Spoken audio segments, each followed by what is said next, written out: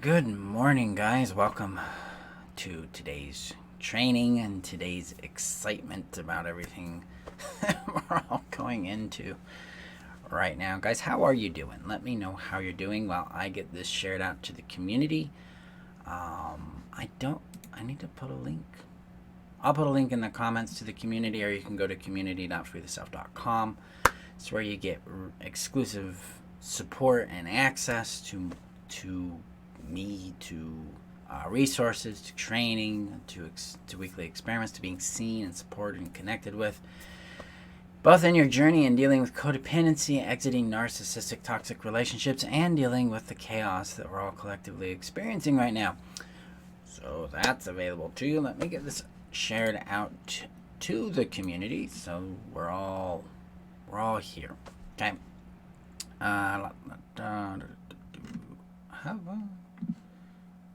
That should not.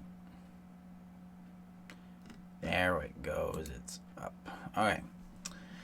I'm a bit. Let's see. I'm a bit flustered. It's just there's a lot going on. Making adjustments. It's fun about these kinds of things, guys, is we get flustered, right? If we've been in situations that have been stressful, like we've been through toxic abuse, for instance, or we've been dealing with. I grew up in a chaotic environment. So when chaos hits, we get this euphoria, we get this adrenaline. We're like, I know what to do with this. This is my safety zone. This is where I shine.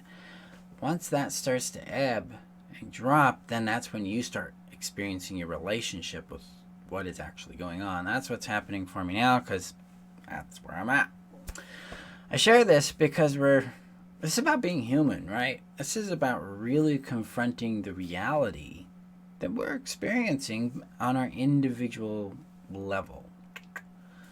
And so, like earlier today, I posted, give yourself permission and give yourself a space in which to break down and freak out so you can get that nervous system energy out and get yourself connected back to you, back to that value, voice, and vision, back to the brilliance that's within you that's going to lead you through your personal path through this collective nightmare that we get to experience right now. You'll probably notice I'm not big on the love and light and let's love this thing to death kind of montage. I don't know that that's really helpful for me. I tend to honor what I'm feeling and be really present with it, and that's what we're going to practice today. I call it emotional decompression. It is a tool that we use extensively in the happiness strategy, and it's a necessary component to resolving nervous system claustrophobia as well as trauma. So welcome. That's what we're going to practice here for a little while today. It's a very simple process. Allow yourself to experience whatever does show up for you. Allow yourself to connect with the emotions that are present with you so that you can breathe. Because this is not about eliminating feelings. This is not about fixing something. This is not about feeling better. It is not about feeling worse. It's about getting in contact with your present somatic experience, the sensations in your body, the experience you're present with. Now, if you want to go into this in depth, you want to go into real depth with healing, breaking free of codependency, I've got a special offer for you guys. It's listed in the description above on Facebook, below on YouTube. Very exclusive, very, very, very wild price there. Give you guys a chance to really jump in, you can get some advantage with this fun we're going through. All right. So emotional decompression isn't about thinking our feelings. We tend to think our feelings all the time. Think. Oh, I'm feeling. I think I feel, or I feel this, or I feel that. We're up here. We're not in here. So the first thing we need to do in this process is come back to the body, back to presence. The easiest way to do that is pinch yourself. Just a nice little pinch. Really just kind of start to tune into that pinch. It's like, whoa, that's my body. Right there. I'm right here. I'm no longer in my thoughts. No longer worried about what people are thinking. No longer worried about the big going on. I'm actually right here. In fact, right now as I'm doing this, my body is coming down. The tension is easing because I'm back in my body. See, your body goes into tension in reaction to thought, which is a perceived fear, or actual danger. But between that space, it's going to relax. Well, right now, we are experiencing what I would term as an invisible threat, right? We don't know if we have this thing. We don't know what the economy is going to turn out to be. We got all sorts of fun uncertainty going on. But these right now, in my reality, are thoughts. They are not facts. They're not the truth. They're not actual reality for me. Right now, I'm talking with you guys. I'm connecting with you, sharing with you, being present with you.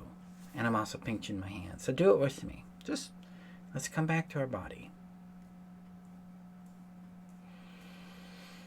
You may find your body doing just that, a big deep yawn.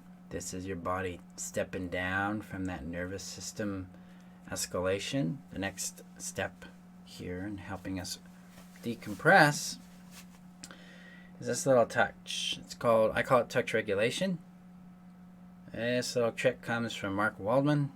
He is a neuroscientist that studies mindfulness, the intersection of mindfulness, trauma, and meditation, and neurology. And this is a tool I got from him that works really, really well. So just give yourself that chance to connect back with your body, and you're going to realize, I don't feel so terrorized. You might still have some anxiety or big anxiety. You might have fear. Let me know in a comment below what you're experiencing there. Because when you see that it's working for others, it actually reinforces it in your mind and makes it safer. So just take a moment. Let's connect. Because we're not here to solve a problem. We're not here to get rid of anything. We're here to simply experience our present moment and allow that to decompress. So in my experience right now, we've got the upstairs people moving things around, and I'm feeling I'm feeling this tension release in my lower back specifically, and in my chest right here. My mind is becoming a little more open and playful, right? Beginning to decompress this tension. So let me know.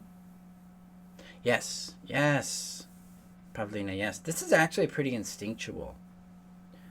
This is very, very instinctual. Peter Levine has found instinctual holding positions that we're going to practice here in a moment too. Because children do it a lot. And they'll do it with ears, or they'll just rub their arms or their chest. Because these are soothing actions that help the nervous system calm down. There's a really good reason why. The nervous system is a reactionary experience, right? It's either in a aroused or calm state. And it becomes aroused in reaction to stimulus of some sort, and it becomes calm in reaction to stimulus. The primary language of nervous system regulation is physical. It's somatic, means touch or felt. So that's just what we do. So now you can just rub your chest a bit. This is a very soothing action, especially if you do it slowly. If you're doing this, you might charge yourself up a bit. But the slower you do it, the more it gives that signal to the nervous system that we're okay. We can just take a moment, be right here. And let's do a check-in while we do this to make sure we're not driving ourselves crazy, because sometimes there's a legitimate actual danger we need to deal with. I do that using the 5 senses and 6 questions that help us access that. So, question number 1 you want to ask yourself, is there a threat I can see? And then, look around. Is there a threat I can see? Nope. Is there a threat I can smell? Right now I smell cinnamon rolls, so no. It's just yummy, yummy cinnamon rolls. So we got that going on. Now, take a moment and check in. Is there a threat I can hear? Sounds like the video card bearing fan is going out. Might fix that because it's grinding a little bit. But that's not a threat. So there's no threat. Is there a threat I can taste? Nope. Now, is there a threat I can touch? No. Currently, there's no physical active threat. Okay. Now, we have what's called that invisible threat. We have this situational threat that's real. We're not denying that. But sitting here where we're at right now, whatever we're doing or whatever we're not doing, we are likely safe. If you're not safe, I encourage you to, leave the situation you're in or confront the danger and kill it or something. Don't watch me take care of your danger. But if you're not, then just rub. Because right now we're just right here. Now you're starting to know. What are you starting to notice? Because for me, I'm starting to notice a lot of clunkiness. And clunkiness means part of my body is relaxing while other parts are in tension. And some of this comes from just trauma. It just clunks. And sometimes you'll realize that you're relaxing and that feels really unsafe to relax because you're supposed to be tense because it's a scary situation, so you're tense right back up. So there's this kind of jolting and this tug of war that starts. Very, very normal. This is actually where a signal of shake starts to come in. So Peter Levine and Tara Brock and Pete Walker and stuff have identified this autonomic or this felt sense automatic shake that starts to happen. And that shake allows your body to shed the energy.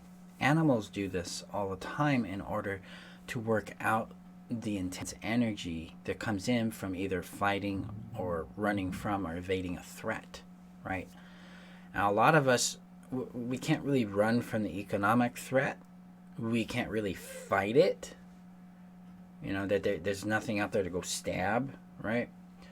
You can't really go out and fight the virus. You can't stab the virus. We're kind of in this powerless position because these are situations that are out of our control.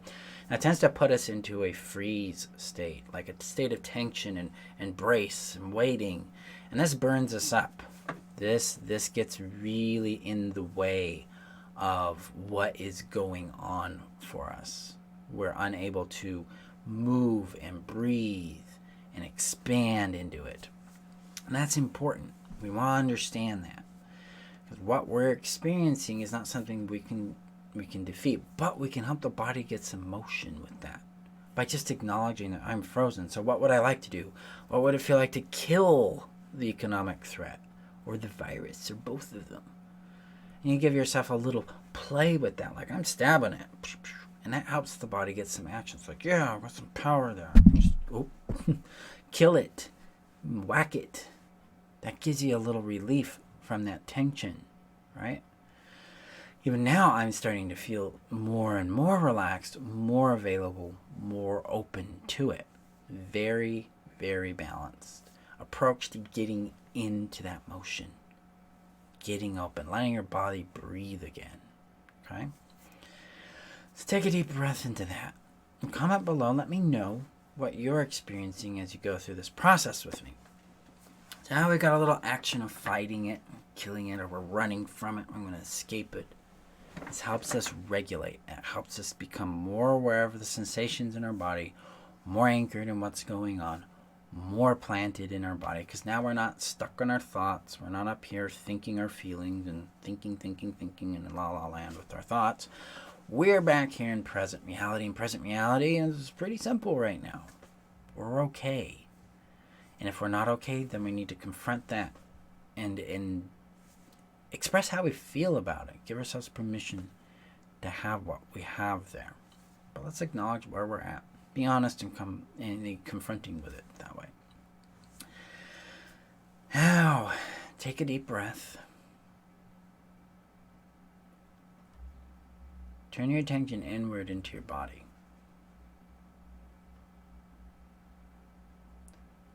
Just notice the first sensations that start to come into your awareness. For me, it's my lower back has an ache. All my legs are tense. My chest is open.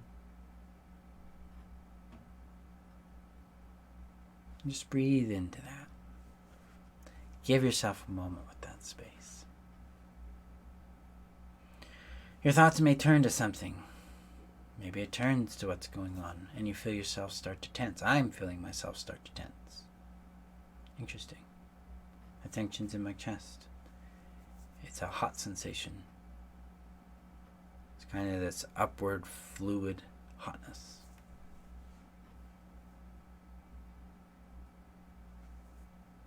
My thoughts are trying to control it. I'm just observing both the thought and the sensation, its movement. And now it's releasing. It's just opening up and dissolving. Guys, that's the simple process we just have to do. Because the body's going to go through its reactions. It's going to go through its responses. It's going to do what it's going to do. We can allow that to move through us and decompress, become smaller and lighter and focused with what's going on for us. Gentleness. Openness, space.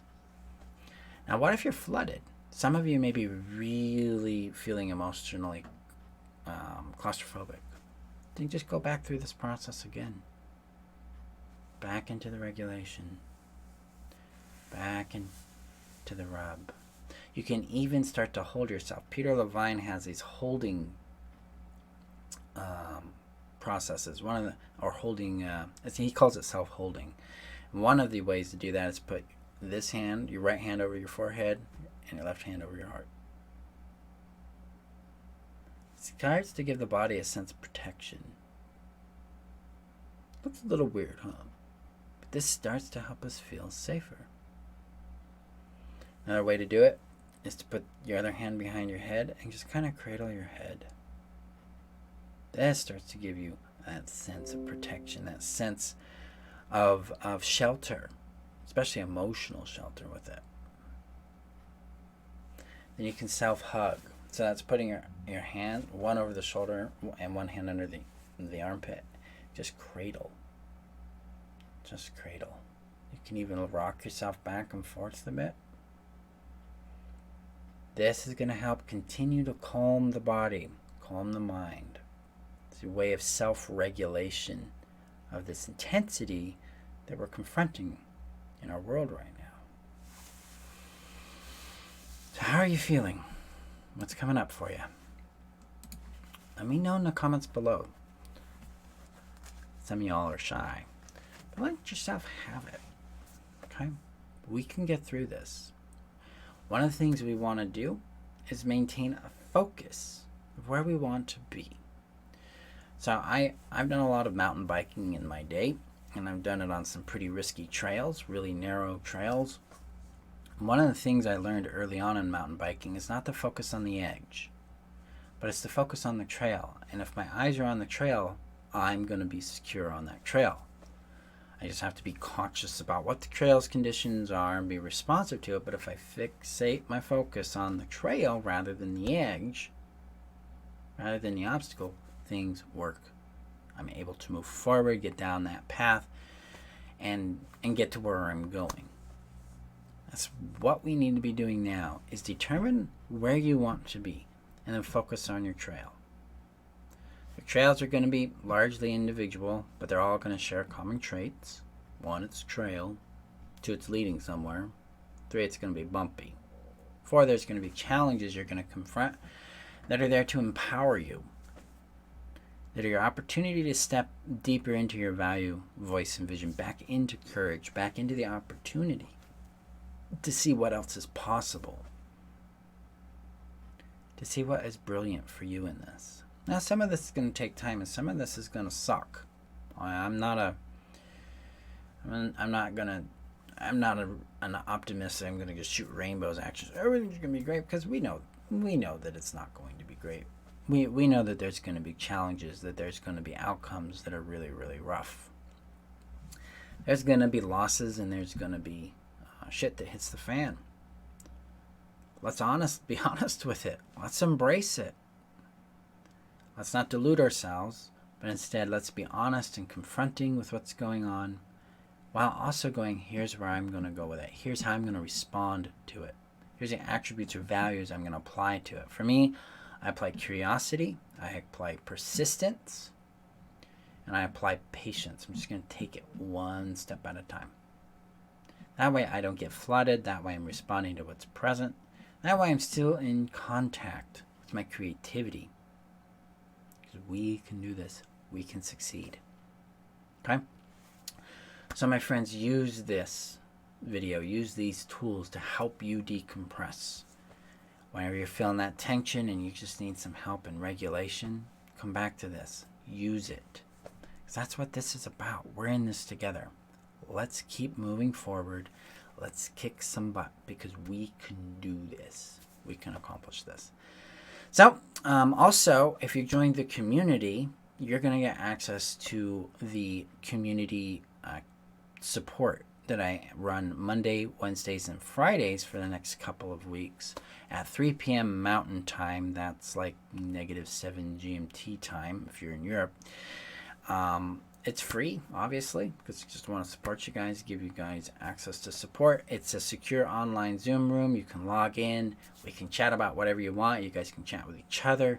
This is about creating connection and community during these times of isolation and quarantine, so that you have a place to be, a place where you can be seen, a place where we can hold space for you, we can laugh at things, whatever it is that you want. I can give you a training on something if you want that. It doesn't matter to me. What matters is that you have a place to connect. So I will post the link in the comments so you can get access to the community, or you can just go up to the search bar, Facebook, and put in Thriving Beyond Codependency, or you can go to community.freetheself.com and join there. Okay, guys, I appreciate you. Remember that you're worth knowing, loving, and keeping. Give yourself permission to feel whatever it is that you feel. Honor it. Allow it to move through you. We're going to get through this. And I will see you guys tomorrow. If you need anything else, just feel free to reach out in the community. Otherwise, stay focused. Let's kick some butt. And see you tomorrow. Bye-bye.